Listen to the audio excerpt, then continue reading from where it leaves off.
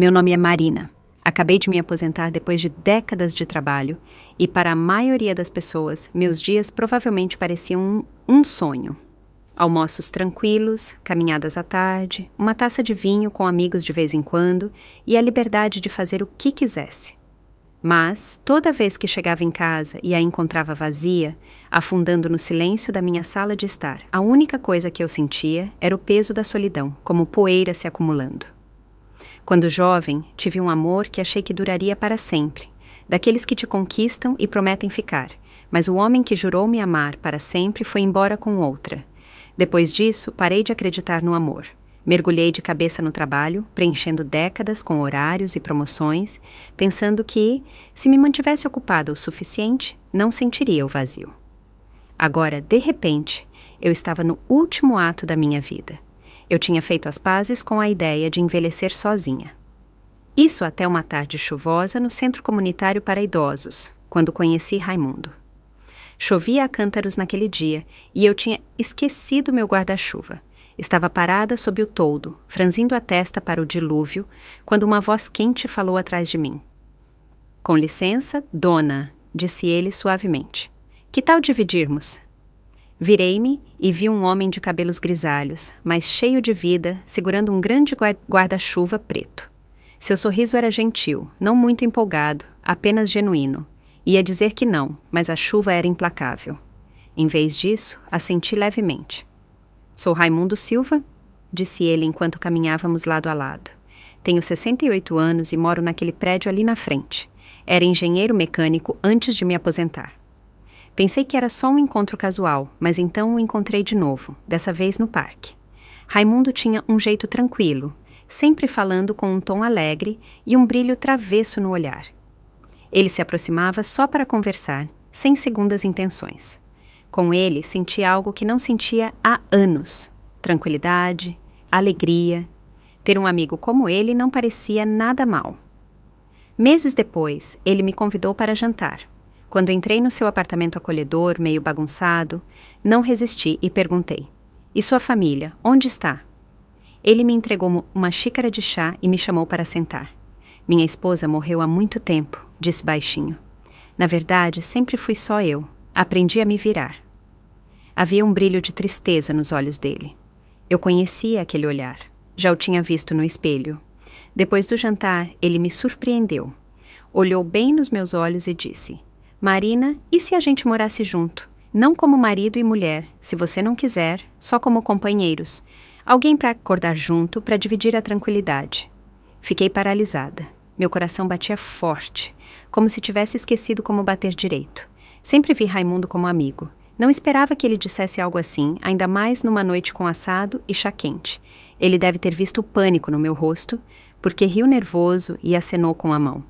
"Calma, tô brincando. Foi só uma piada." O jantar terminou meio constrangedor, nós dois procurando assunto para preencher o silêncio. Naquela noite, deitada na cama, não conseguia parar de pensar nas palavras dele. 2 pessoas solitárias dividindo o tempo que restava. Será que era uma ideia tão maluca assim? Quanto mais pensava, mais achava que estava tudo bem. Peguei o celular, hesitei por um segundo e escrevi a mensagem: "Acho que gostaria disso." Uma semana depois, me mudei para a casa do Raimundo.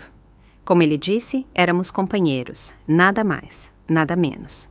Cozinhávamos juntos, fazíamos compras juntos, dávamos longos passeios tranquilos pelo parque. A vida ganhou um ritmo suave. Raimundo tinha um problema cardíaco e precisava tomar remédios todos os dias. Eu cuidava para ele não pular nenhuma dose e controlava a alimentação dele com atenção. Ele sorria para mim e dizia: "Com você por perto, sinto que poderia viver mais uma vida inteira." Para ser honesta, Raimundo era melhor que ninguém. Sempre voltava com pequenas surpresas, às vezes um buquê de flores, às vezes meu lanche favorito da loja. Quando fiquei doente, ele não saiu do meu lado. Quando eu estava triste, fazia qualquer coisa mesmo, para me fazer rir. Em algum momento, Raimundo deixou de ser um amigo e começou a parecer um lar. E eu comecei a acreditar que talvez, só talvez, pudéssemos envelhecer juntos. Mas havia uma sombra. O filho dele, Ricardo, por mais educado que fosse, nunca foi com a minha cara. Sempre mantinha distância. sempre me olhava como se eu tivesse algo a esconder. Uma vez, ouvi ele falando com Raimundo. Pai, você não é mais criança. Não vê o que ela quer. Por que outra razão alguém como ela estaria com você se não fosse pelo dinheiro? Fiz de conta que não ouvi. Alguns muros no coração das pessoas são altos demais para escalar. Não dá para derrubar. Só dá para escolher não bater de frente. Então, foquei em estar presente, ser gentil, ser eu mesma. Mas a felicidade, como aprendi, pode ser frágil. No terceiro inverno da nossa vida juntos, o coração do Raimundo parou. Foi tão rápido, rápido demais. A ambulância nem chegou e ele parou de respirar nos meus braços. O silêncio que veio depois foi o mais alto que já ouvi. No funeral, Ricardo chorava copiosamente, os ombros tremendo. Fiquei de lado, vazia, entorpecida. Não conseguia nem chorar. Raimundo se foi, e com ele, o único calor que me restava nessa fase da vida. No dia seguinte ao funeral, estava olhando as coisas do Raimundo quando Ricardo apareceu na casa. Marina, disse, parado na porta como se fosse o dono do lugar. Precisamos conversar. Larguei o álbum de fotos e olhei para ele. Sobre o quê? Ele não perdeu tempo. Essa casa era do meu pai. Agora ela volta para mim. Fiquei olhando, atônita. Ricardo, sei que seu pai e eu não éramos casados no papel, mas nos últimos 3 anos... Ele me interrompeu bruscamente. Você acha que cuidar do meu pai por uns anos te dá direito à herança dele? Fiz uma pesquisa. Não tem certidão de casamento, nem testamento. Legalmente, você não tem direito a nada, nada. Senti como se uma faca estivesse girando no meu peito. Nunca quis nada dele, disse, com a voz falhando. Só... Mas as lágrimas vieram rápido demais, engolindo o resto das palavras. Durante 3 anos, amei aquele homem com tudo que tinha. Tentei mostrar para a família dele que eu não era a mulher que pensavam. Achei que talvez, só talvez, vissem meu coração. Mas para eles eu não era nada além de uma aproveitadora que ficou tempo demais. Tá bom, disse, me forçando a levantar apesar das pernas trêmulas.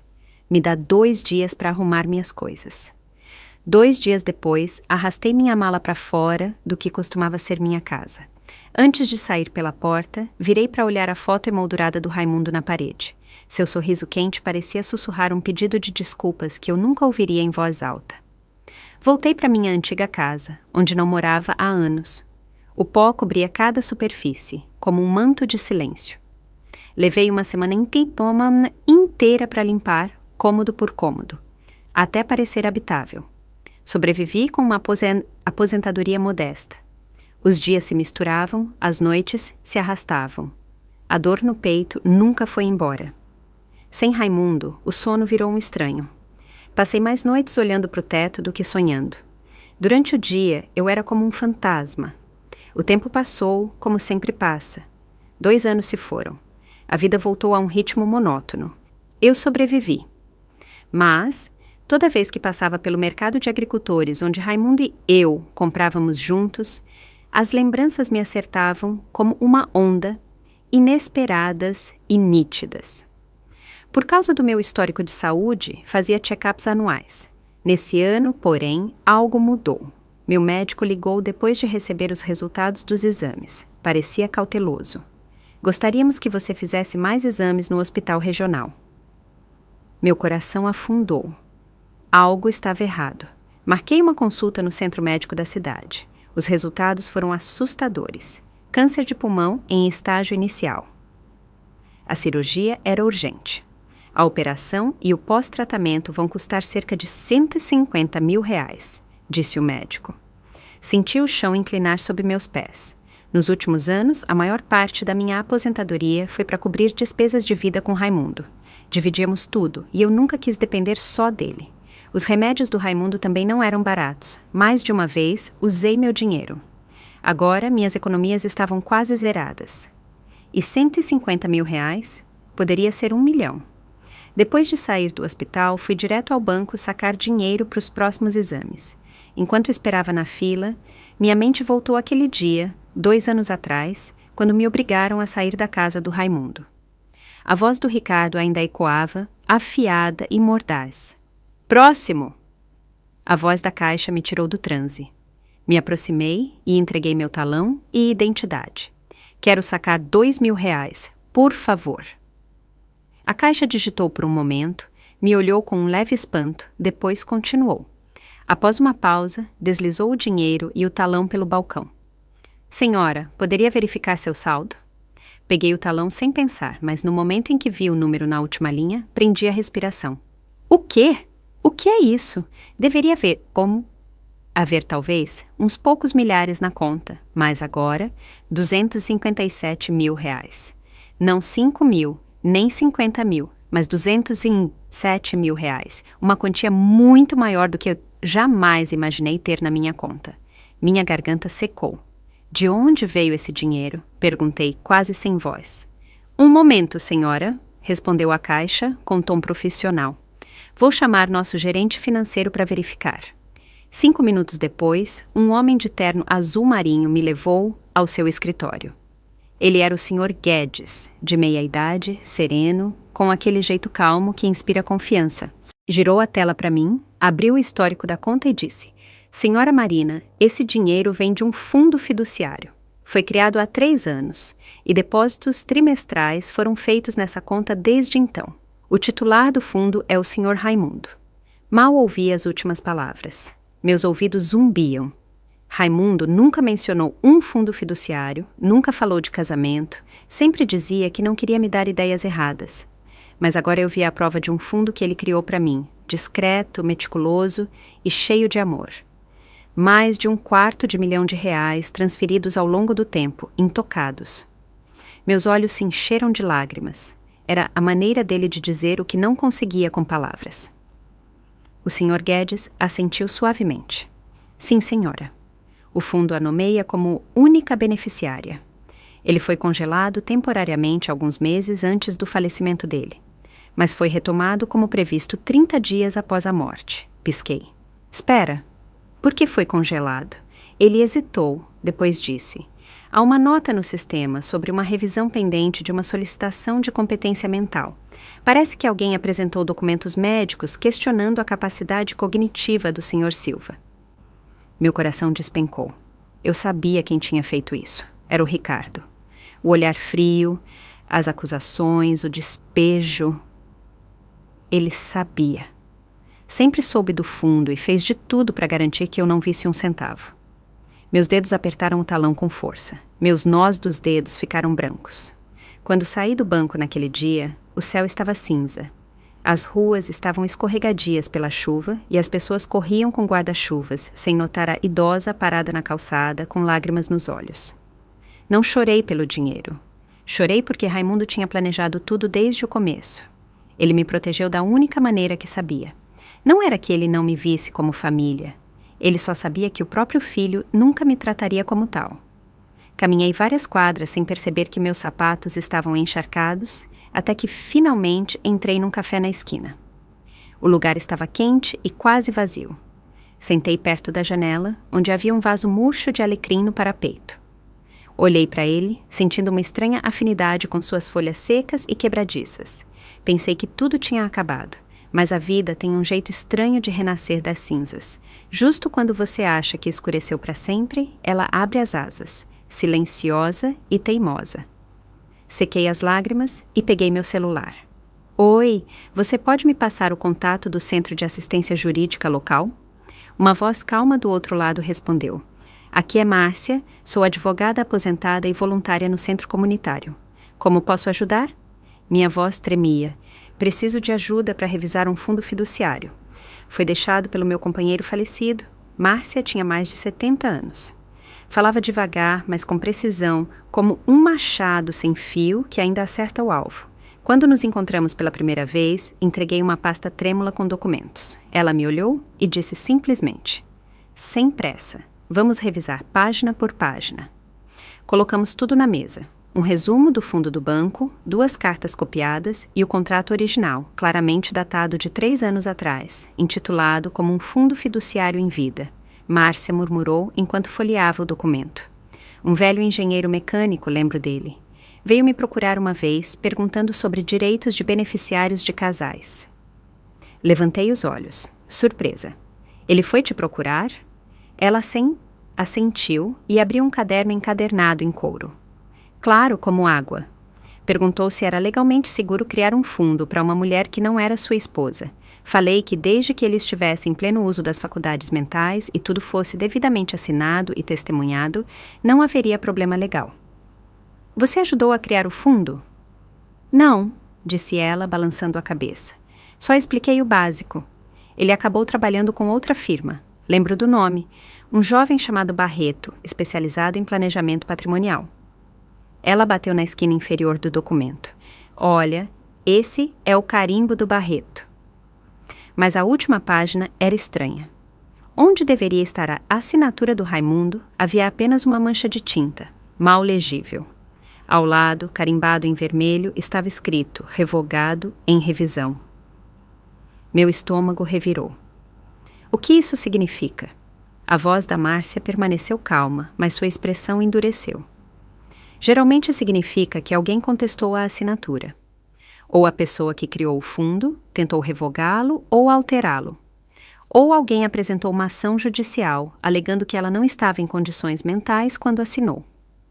Minhas mãos gelaram. Quer dizer que pode ter sido o Ricardo? Ela não respondeu diretamente. Pegou um bloco de notas amarelo. Vou fazer um pedido ao escritório do Barreto. Vamos solicitar a documentação original e qualquer gravação de assinatura disponível. Se alguém tentou revogar, deve haver um registro legal. Podemos descobrir quem fez isso? Se não apagaram os registros, disse ela, semicerrando os olhos como um veterano se preparando para a guerra. Nós vamos descobrir. Passamos 2 dias inteiros revisando a documentação. A atenção da Márcia aos detalhes era impressionante. Ela marcou cada cláusula importante com post-its amarelos e até desenhou cronogramas para rastrear os eventos. Na 3ª manhã, recebemos uma resposta do escritório do Barreto. Confirmaram que Raimundo, de fato, criou o fundo há 3 anos. Eu era a beneficiária designada, e a conta ficou sob custódia total do banco, com pagamentos programados. Mas então veio a reviravolta. 3 meses antes do falecimento do Raimundo, o escritório do Barreto recebeu um laudo médico anexado a uma avaliação psiquiátrica. Estava assinado por um médico do Centro Médico Latsaud, declarando: o paciente apresenta deterioração cognitiva progressiva e redução da capacidade de tomar decisões. Recomenda-se suspender todas as autorizações legais. Márcia semicerrou os olhos ao folhear a página. Centro Médico Latsaud, já ouviu falar? Assenti lentamente. Era lá que o Raimundo fazia os check-ups regulares. O filho dele marcava todas as consultas. Ela tamborilou os dedos na mesa com tom sombrio. Algo não bate. 3 meses antes de morrer, Raimundo ainda ia ao mercado com você. Assistia TV, consertava-se a pia da sua cozinha. Isso não é alguém com deterioração cognitiva. Um nó se formou na minha garganta. Isso não foi um erro de diagnóstico, disse baixinho. Foi uma armação. Márcia ficou em silêncio por um momento, depois disse: nosso próximo passo é pedir ao tribunal que libere os registros originais de competência mental. Mas também precisamos de mais uma coisa. Alguém que possa testemunhar que Raimundo estava completamente lúcido quando assinou o fundo. Tentei vasculhar a confusão de memórias daqueles anos, e de repente uma se acendeu. Uma vez, ele mencionou um velho amigo da Associação de Engenheiros, Jorge. Ele disse que Jorge o acompanhou para assinar os documentos do fundo. Márcia anotou imediatamente. Podemos contatá-lo? Hesitei. Ele se mudou para o Centro Velho há alguns anos. Vi ele uma vez. Não estava bem de saúde, disse que ficava em casa quase todos os dias. Márcia se levantou e vestiu o casaco. Então vamos procurá-lo agora, enquanto a memória está fresca. Lá estávamos nós, 2 senhoras idosas pegando o metrô, balançando pelas vias até os limites decadentes da cidade. Sentadas lado a lado, vi meu reflexo na janela. Cabelo prateado, um rosto marcado pelos anos, mas, sob as rugas, senti algo ganhando vida. Talvez não possamos correr tão longe ou tão rápido como antes, mas ainda podemos ficar onde precisamos estar. Ainda podemos escolher não desistir, especialmente quando percebemos que essa luta não é pelo dinheiro. É por proteger o último presente silencioso que um homem deixou, seu último ato de amor. Jorge morava no térreo de um prédio de 3 andares sem elevador no Centro Velho. A tinta da porta estava descascando e a campainha enferrujada não funcionava. Bati 2 vezes antes de ouvir uma voz rouca de dentro. Quem é? Sou eu, Marina, disse com suavidade, tentando manter a voz quente. Amiga do Raimundo. A porta se abriu só uma fresta. Olhos nublados, mas penetrantes, me observaram pelo espaço. Era ele. Estava magro, quase esquálido, com bochechas fundas e respiração difícil, mas, no momento em que me reconheceu, algo em sua expressão suavizou. Jorge, disse. Lembra do fundo que o Raimundo mencionou? Ele fez uma pausa por alguns segundos, depois assentiu. Márcia deu um passo à frente. Você pode confirmar que o Raimundo estava em plenas faculdades mentais quando criou o fundo? Jorge me olhou fixamente por um tempo e por fim disse, devagar, mas com clareza. Fui com ele naquele dia, ao escritório do Barreto. Ele estava lúcido o tempo todo. Até segurou minha mão e disse, preciso garantir que a Marina fique bem. Não quero que meu filho a expulse um dia. Tampei a boca e as lágrimas escorreram pelas minhas bochechas. Jorge balançou a cabeça. Não estou bem de saúde. Nunca soube nada sobre o pagamento do fundo. Pensei que ele tivesse mudado de ideia. Não foi ele, disse com voz trêmula. Foi quem você está pensando. Ele manipulou tudo. Márcia pegou o celular rapidamente e apertou o botão de gravar. Senhor Jorge, você estaria disposto a dar uma declaração oficial? Ele se apoiou no batente da porta, recuperando o fôlego. Faria. Raimundo era meu irmão, em tudo, menos no sangue. Prometi que, se ele se fosse primeiro, eu garantiria que a verdade viesse à tona. No caminho de volta, fiquei parada na plataforma do metrô por um tempo, olhando as luzes no túnel. Márcia já estava em contato com o tribunal, pedindo um testemunho de emergência, e minha mente girava em torno de uma frase. Preciso garantir que a Marina fique bem cuidada. 2 dias depois, Márcia me mandou uma mensagem. Temos um problema. Nos encontramos no Centro de Assistência Jurídica. Ela me entregou uns documentos impressos. Olha isso. A primeira página era uma cópia de um laudo médico apresentado por Ricardo. Ele protocolou isso, disse Márcia, com um tom frio como aço. Afirma que Raimundo apresentou deterioração cognitiva crescente 3 meses antes de morrer. Inclui assinaturas de um psicólogo e de um clínico geral. Ela virou a página. E pior, usou essa alegação para protocolar uma moção no tribunal para congelar todos os ativos ligados ao fundo e considerar a casa parte do patrimônio familiar. Meus dedos ficaram dormentes enquanto segurava a página. Como? Como ele conseguiu isso? Ele se aproveitou de uma zona cinzenta legal, explicou Márcia. Se um familiar apresenta provas médicas que levantem dúvidas sobre o estado mental de alguém, o tribunal pode congelar temporariamente qualquer acordo financeiro com terceiros até resolver o caso. Inclinei a cabeça para trás, olhando para o teto. Senti a indiferença do mundo inteiro escondida sob aquela fina camada de tinta branca. Márcia virou outra página. Isso é ainda mais ultrajante. Um dia depois de protocolar essa solicitação, Ricardo pediu a transferência da propriedade da casa do Raimundo para o nome dele. Ele planejou tudo desde o começo. Sussurrei. Isso não foi luto, foi premeditado. Ela assentiu. E o fato de ele nunca mencionar o fundo significa que sempre soube que ele existia, só precisava de tempo para apagá-lo. Isso não é crime? Isso um juiz vai decidir. Se pudermos provar manipulação de documentos, falsificação perante o tribunal e obstrução intencional de bens, pode ser um caso civil e criminal. Ela fez uma pausa. Mas ainda falta uma peça-chave para abrir a porta de vez. Olhei para ela. Que peça? As imagens de vigilância. O vídeo original da assinatura do fundo. Ela suspirou lentamente. O escritório do Barreto disse que o vídeo daquele dia foi retirado para revisão e nunca voltou para o arquivo. Meu coração caiu. Quem pegou? O próprio Ricardo. Disse que agia em nome do pai e precisava revisar a situação do patrimônio. Tem como recuperar? Se não foi destruído, sim, disse ela, me olhando nos olhos. Temos que entrar com uma ação pelo fundo. Congelar todas as reivindicações pendentes do Ricardo. Depois, pedir ao tribunal que intime as gravações e verifique as credenciais dos médicos que assinaram aquelas avaliações. Quer dizer processá-lo? Márcia assentiu, com voz firme e inabalável. Sim, agora é com a gente. Naquela noite, cheguei em casa sozinha e sentei sob a luz fraca da cozinha, olhando a velha caneca do Raimundo, azul escura, com uma pequena rachadura na borda. Ele nunca me deixou jogá-la fora, e agora, finalmente, entendi por quê. Ele sabia.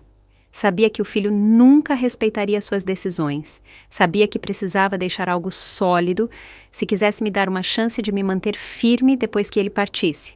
E também entendi outra coisa. Algumas pessoas levam 3 anos para te mostrar o coração. Outras precisam de 3 segundos para mostrar quem realmente são. Márcia tinha razão. Tínhamos que lutar, mas havia um problema.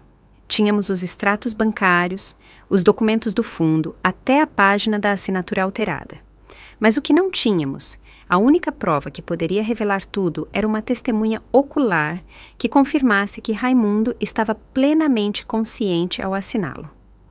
Márcia estava sentada na minha pequena mesa de jantar, revisando os documentos do fundo pela 100ª vez.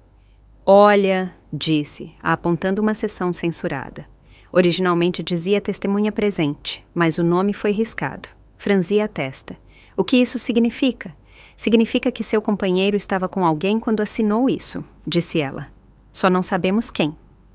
Olhei para o espaço vazio da página e, de repente, como se alguém tivesse puxado um cordão na minha memória, me veio um estalo. Naquela época, lembro que a gente visitava alguém com frequência. Márcia levantou os olhos. Quem? Jorge, um velho amigo da época do Raimundo na engenharia. Quando o fundo foi assinado, a gente o via quase toda semana. Fiz uma pausa, depois disse. Um dia, ele até brincou. Seu homem me arrastou caso não conseguisse ler as letras miúdas e precisasse de alguém para dividir a culpa.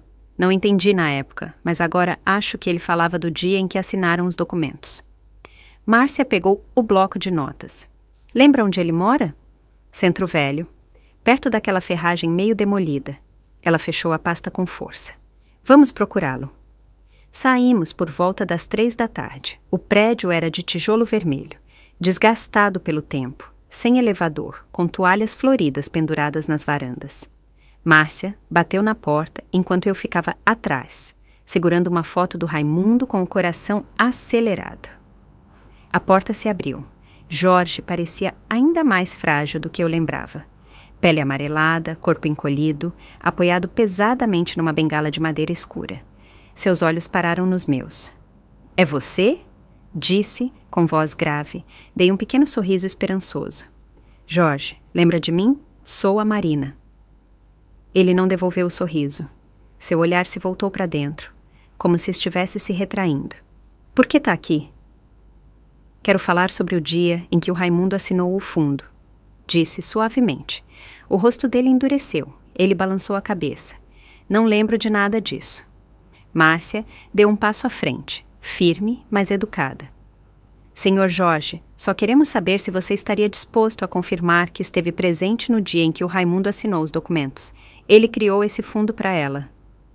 Eu disse que não lembro. A voz do Jorge ficou mais aguda de repente. Ele bateu a bengala no chão para enfatizar. Faz 3 anos.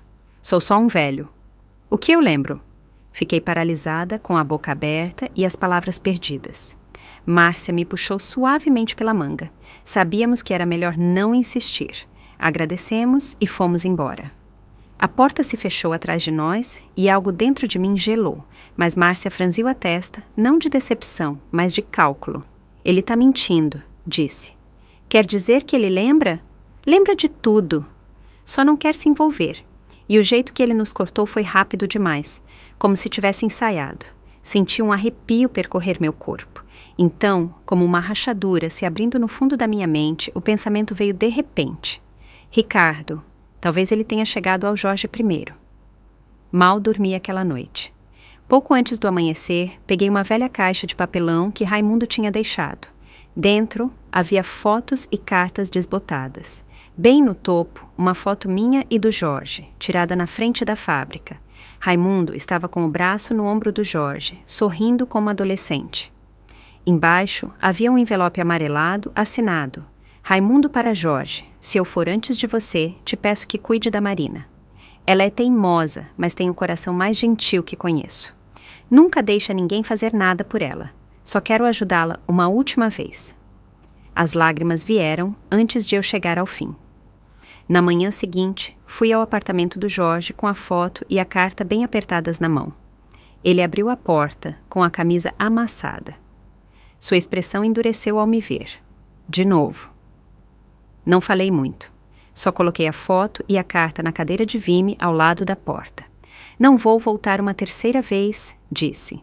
Mas essas são as palavras dele. Faça o que quiser com elas. Virei e fui embora. Não olhei para trás para ver se ele pegou. Naquela noite, Jorge sentou sozinho na sua poltrona gasta, com a foto numa mão e a carta na outra. O tic-tac do relógio de parede ecoava na sala pequena, mas seu olhar estava fixo no papel. Nunca deixa ninguém fazer nada por ela. Só quero ajudá-la uma última vez. Ele leu de novo e de novo. Depois de um tempo, murmurou para si mesmo. Velho teimoso, nem morto você me deixa em paz. Às 8 da manhã seguinte, ouvi batidas na minha porta. Quando abri, Jorge estava lá, apoiado na bengala, com um boné de beisebol torto na cabeça. Marina, disse lentamente, com cada palavra pensada, vou testemunhar. Um nó se formou na minha garganta. Não consegui dizer uma palavra. Ele me olhou de cima e abaixo e resmungou. Minha memória não é mais a mesma. É melhor você me escrever um roteiro.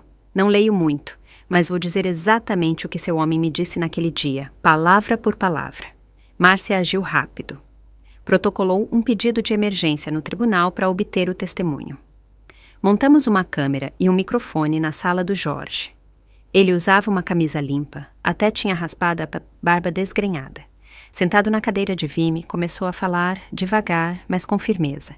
Ele era esperto, mais esperto que eu. Antes de assinar, leu cada página 2 vezes. Aí me olhou e disse: se ela descobrir que deixei dinheiro para ela, provavelmente vai ficar brava, mas não quero que ela envelheça sozinha. Quando a gravação parou, Jorge se recostou, com os olhos fechados, e suspirou como se tivesse largado um peso. Fiz o que tinha que fazer, disse. No caminho para casa, o sol batia forte, mas por dentro, pela primeira vez em muito tempo, me sentia leve. Não porque a batalha estava quase ganha, mas porque finalmente alguém se levantou e disse a verdade. Nunca imaginei que terminaria num tribunal, muito menos lutando por um homem que já não estava nesse mundo, contra o próprio filho. Mas esse dia chegou. Naquela manhã, vesti meu casaco cinza mais simples e segurei firme os documentos que Márcia tinha imprimido. Chegamos cedo ao fórum e sentamos num dos longos bancos da sala de espera. Márcia folheava suas anotações, concentrada e firme. Eu, por outro lado, encarava os painéis de madeira à nossa frente. A bandeira brasileira sobre o estrado do juiz balançava suavemente com o zumbido do ar-condicionado. Por um instante, voltei àquela sala ensolarada de 3 anos atrás. Raimundo sentado no sofá dizendo: não precisa ouvir esses programas de finanças. Eu cuido do dinheiro. Ele nunca foi de grandes declarações, mas naquele dia parecia sério. O escrivão anunciou nosso caso. Nos levantamos e entramos na sala. Um espaço tão silencioso que eu ouvia meu próprio coração. Ricardo já estava na mesa do demandante, de terno escuro, postura impecável, mas o olhar desviava. Quando me olhou, foi com a frieza de quem avalia uma inconveniência. A juíza, uma mulher de uns 50 anos, com tom neutro e um toque de impaciência, começou. Estamos aqui para determinar a validade da solicitação do demandante de anular o fundo fiduciário em vida criado pelo falecido Raimundo Silva. Márcia se levantou primeiro com voz calma e firme. Apresentamos documentação que confirma que o fundo foi criado há 3 anos pelo Sr. Raimundo Silva, em plenas faculdades mentais. A beneficiária designada é a demandada, Sra. Marina.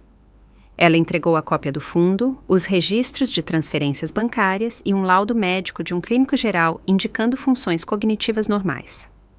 Enquanto a juíza folheava as páginas, notei Ricardo se mexendo na cadeira, como se os papéis estivessem quentes demais para tocar. Então, foi a vez do advogado dele, um homem experiente, 50, de língua afiada. Apresentamos avaliações psiquiátricas dos 3 meses antes e depois da assinatura do fundo. Esses registros, assinados por um psiquiatra colegiado, indicam: o paciente apresentou lapsos de memória e deterioração do julgamento. A tomada de decisões legais deve ser restringida. Ele se virou e apontou para mim. Além disso, observamos que esse fundo foi criado sem notificar a família do Sr. Silva, nem foi tramitado no Tribunal de Família. Há indícios de tentativa de burlar os procedimentos sucessórios legítimos. Márcia deu um leve sorriso.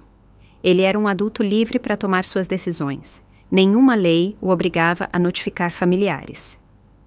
A juíza assentiu. Precisamos de provas mais diretas. Márcia fez um sinal para o escrivão ativar a tela. O testemunho em vídeo do Jorge começou a rodar.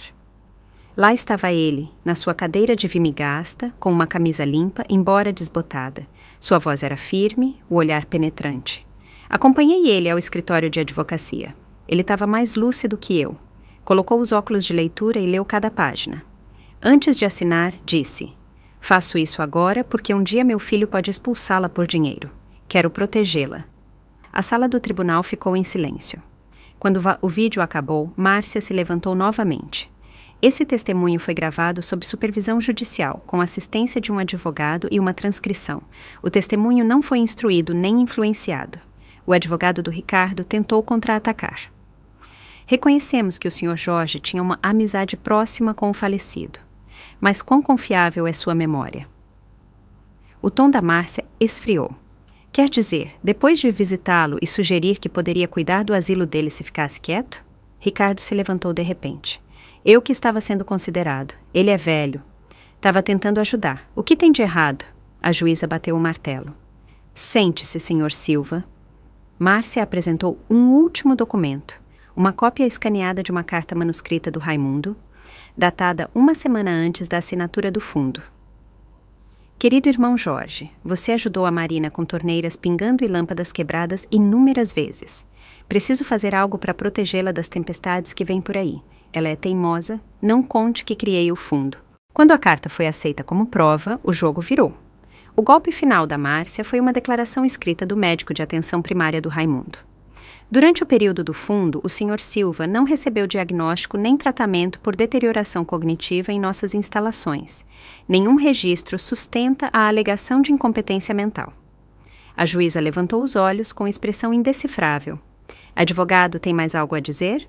O advogado do Ricardo fechou a pasta e murmurou. Não, meritíssima. A juíza pigarreou e leu a decisão lentamente. Com base no testemunho, na documentação e nas provas apresentadas, este tribunal determina que o Sr. Raimundo Silva estava em pleno gozo de suas faculdades ao criar o fundo. O fundo é válido. A solicitação de anulação do demandante é negada. Além disso, devido à apresentação de registros médicos potencialmente falsificados, este tribunal se reserva o direito de abrir uma investigação contra os responsáveis. Não ouvi o resto. Foi como se tivessem tirado um saco de pedras do meu peito. Márcia se inclinou para mim e sussurrou. Ganhamos. Não respondi, só assenti. O rosto do Ricardo ficou inexpressivo. Ele não me olhou de novo, apenas pegou seus papéis e saiu sem dizer uma palavra. Quando Márcia e eu saímos do fórum, ainda havia luz do dia. A brisa no meu rosto era suave, do tipo que só vem com a primavera. Sentei num banco perto da esquina, segurando a fotocópia da carta do Raimundo para o Jorge. O papel estava um pouco amassado, mas a letra ainda era nítida. Ela é teimosa, não conte que criei o fundo. Fiquei olhando para aquela linha e deixei escapar uma risada silenciosa. Velho bobo, sussurrei, teimoso como sempre. Olhei para o céu e disse baixinho, fica tranquilo, mantive a linha. Naquela noite, pela primeira vez em muito tempo, dormi a noite toda até amanhã, sem acordar assustada às 3 da madrugada. Sem pesadelos com os olhos frios do Ricardo me encarando. Sonhei com o beco estreito do velho mercado de agricultores. Raimundo ia na frente, gritando, Marina! Esse posto tem as melhores costelinhas de porco, fresquinhas!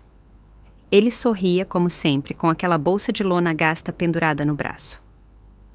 Quando acordei, minhas bochechas estavam molhadas, mas meu peito parecia leve. Mas o veredicto não foi o fim, foi só o começo. Eu ainda tinha outra luta pela frente, dessa vez com meu próprio corpo.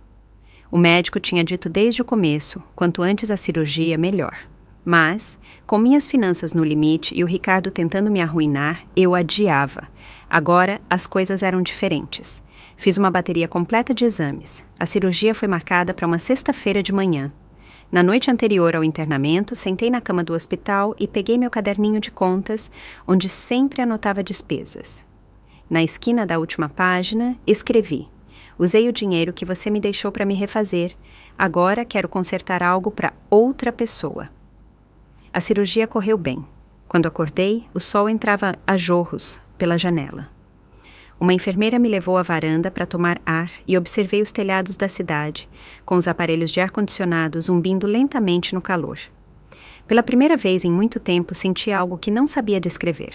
Não era alegria, nem paz, mas uma sensação profunda e constante de estar viva. Na primeira semana em casa, passei os dias na sala, ouvindo a brisa sussurrar entre o velho jambeiro do outro lado da janela.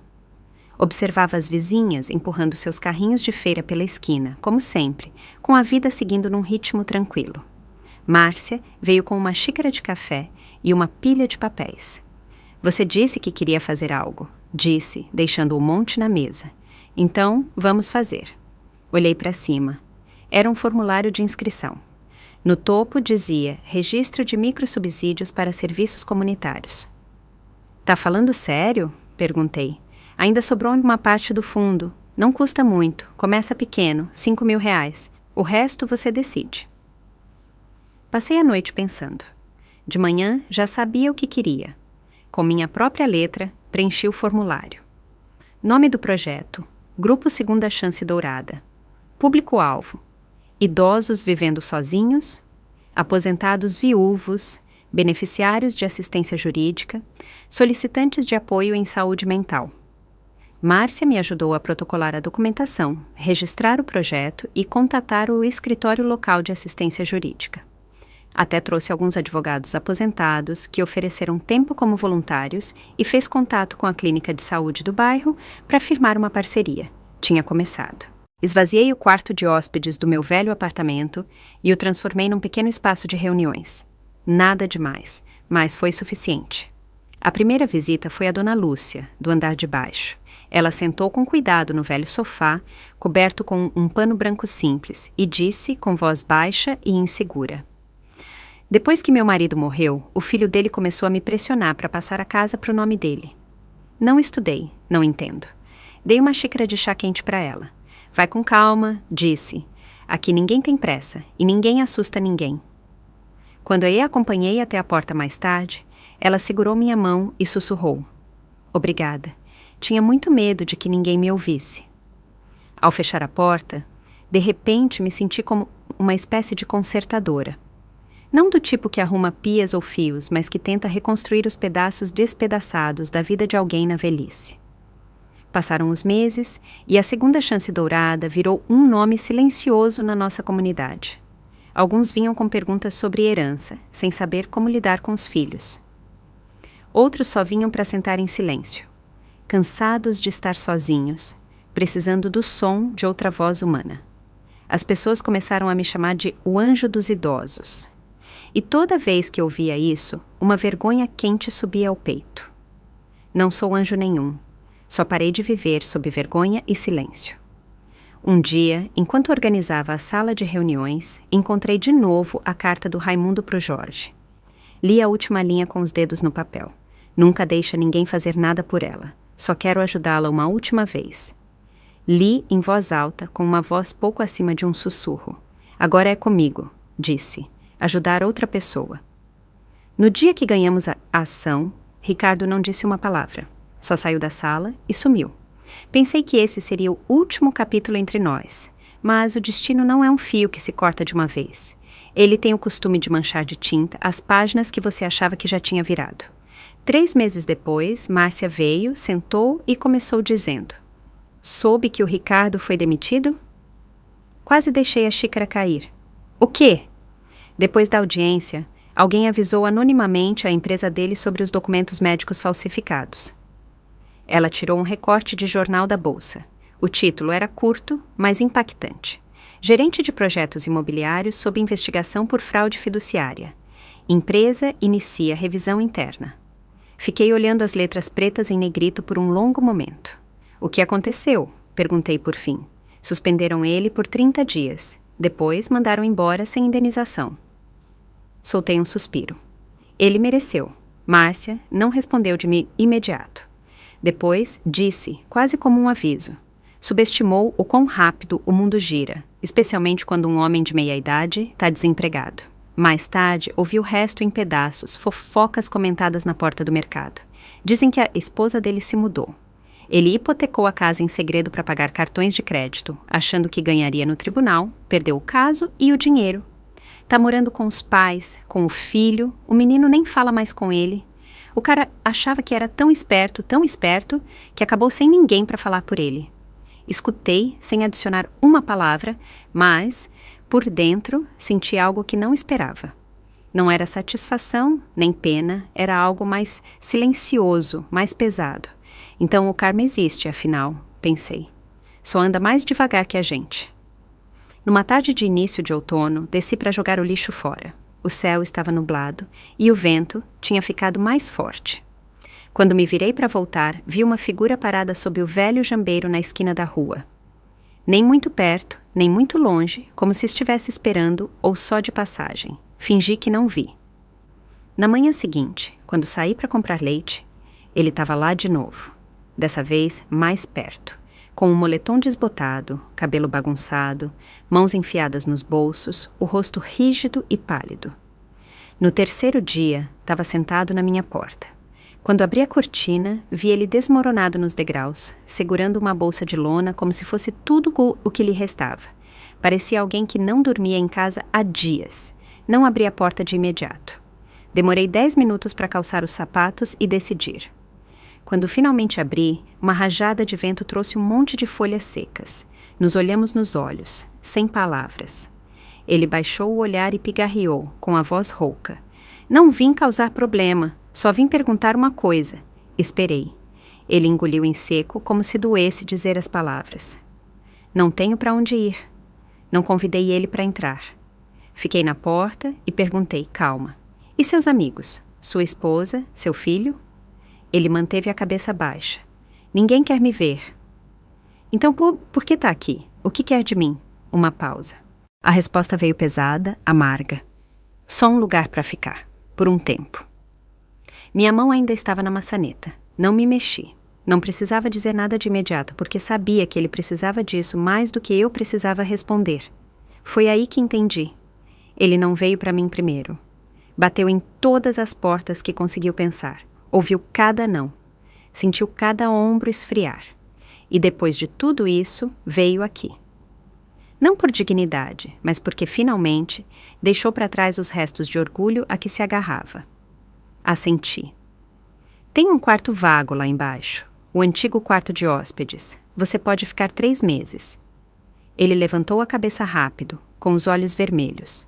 Por um instante, pareceu que nem conseguia dizer obrigado. Continuei, com voz firme. Nesses 3 meses, vou te colocar em contato com um assistente social e alguns recursos locais. Você pode aceitar a ajuda ou não. Depois, tá por sua conta. E a partir de hoje, não vou deixar você machucar ninguém de novo.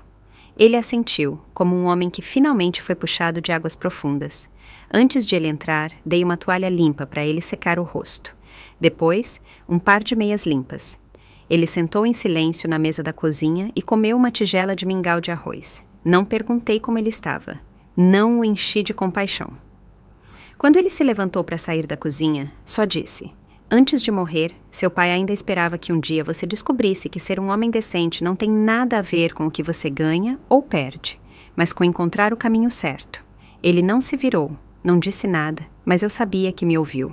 Naquela noite, sentei na beira da cama por um tempo. Não o perdoei, mas também não estava disposta a viver o resto da vida arrastando ódio atrás de mim.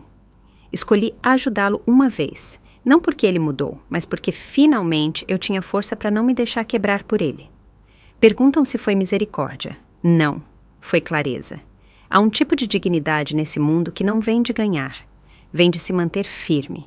Eu mantive a minha, e ele está só começando a aprender. Depois que se mudou para o quarto de hóspedes no andar de baixo, mal falávamos. Não fiz esforço para cuidar dele, e ele nunca puxou uma conversa.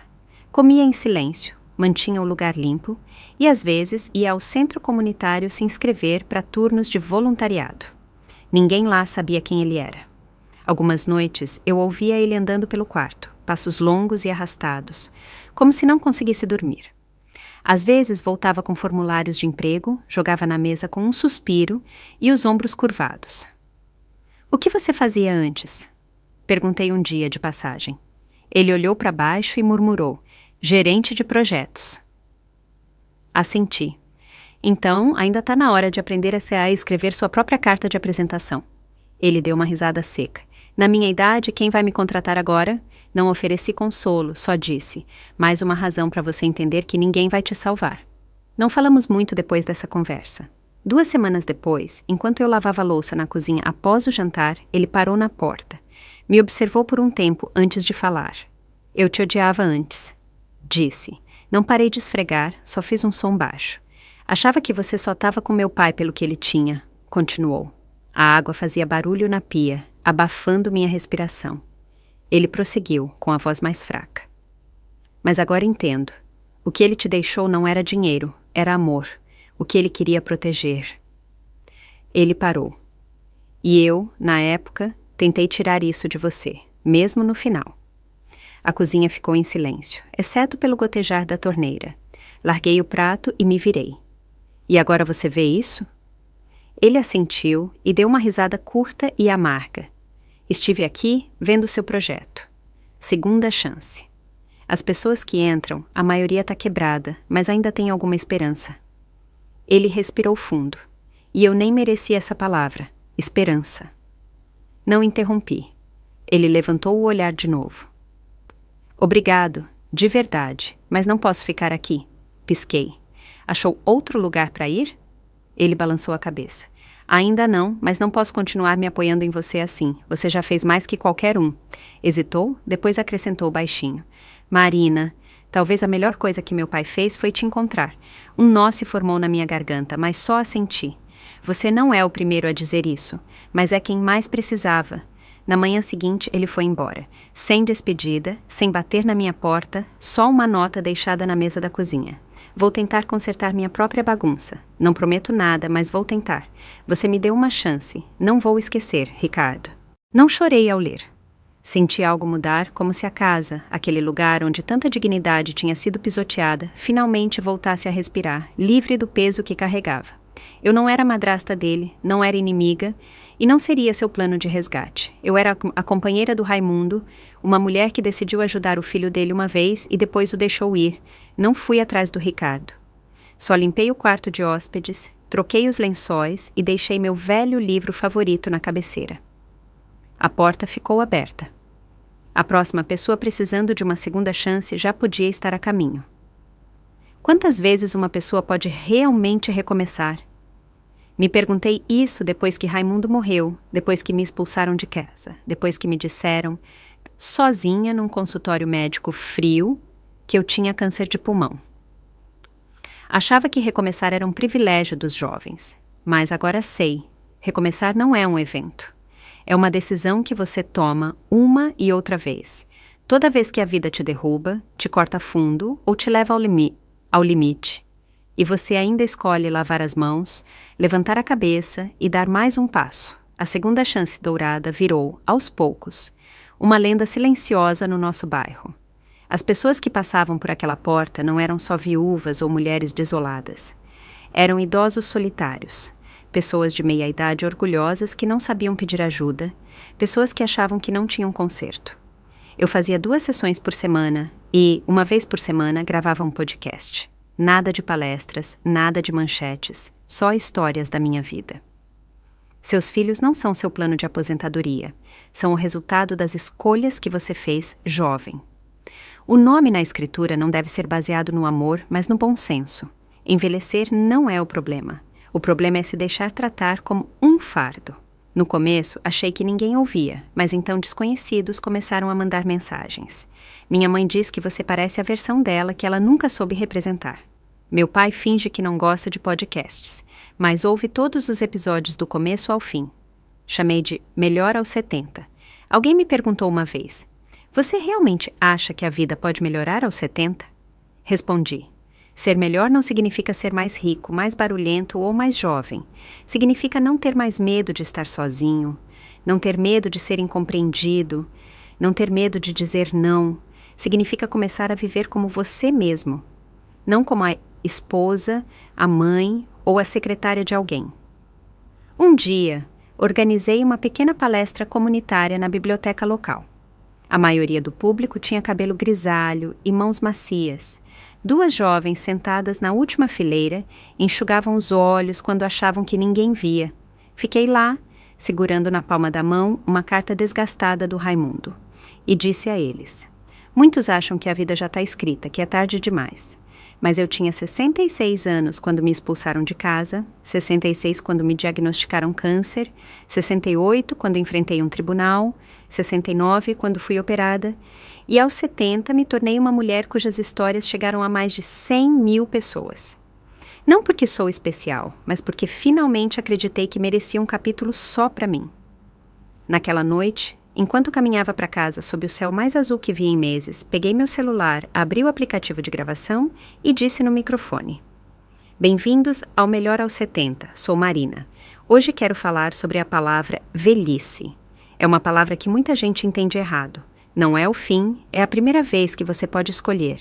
Se continuar se encolhendo para agradar os outros, se continuar dando até desaparecer, ou se finalmente dizer: chega, quero algo diferente, mereço tentar.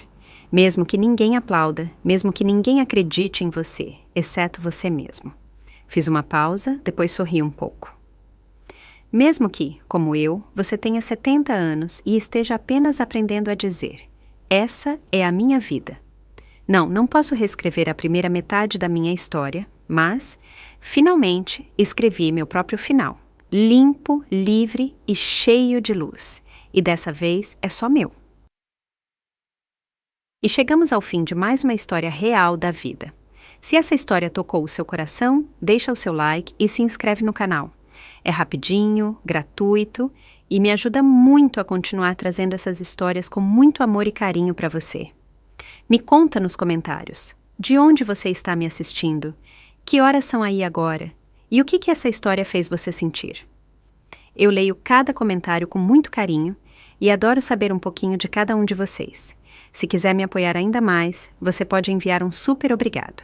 E olha, se quiser ouvir mais histórias como essa, é só clicar em um dos vídeos que estão aparecendo aqui na tela. Um abraço bem apertado, que bom que você existe.